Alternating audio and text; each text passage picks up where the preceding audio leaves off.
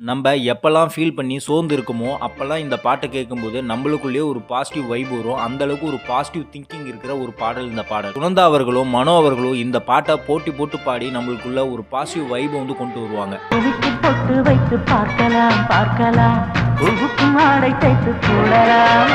இந்த படத்தோட மிகப்பெரிய பாசிட்டிவ் வந்து பாத்தீங்கன்னா இந்த படத்துல இருக்கிற பேக்ரவுண்ட் மியூசிக் தான். ஏன்னா காமெடி சீனா இருக்கட்டும், லவ் சீனா இருக்கட்டும், அப்படி போட்டிருப்பாரு எஸ்.ஏ. ராஜ்குமார் அவர்கள். காமெடி ட்ராக்குக்கெல்லாம் இவர் போட்ட மியூசிக் வந்து இப்பவும் டெம்ப்ளேட்டா பல பேர் வந்து யூஸ் பண்ணி பயன்படுறாங்க.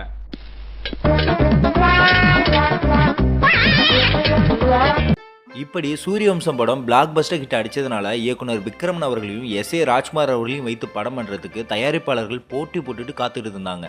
அந்த சமயத்தில் தான் விக்ரம் அவர்கள் ஒரு கதையை ரெடி பண்ணி நடிகர் விஜய் அவர்கள்ட்ட சொன்னாங்க. விஜய் அவர்களுடைய கால்ஷீட் ப்ராப்ளத்தின் காரணமாக அந்த கதை டிராப் ஆச்சு. இந்த சமயத்தில் தான் நவரச நாயகன் கார்த்தி அவர்கள் தன்னுடைய 100வது படத்துக்கு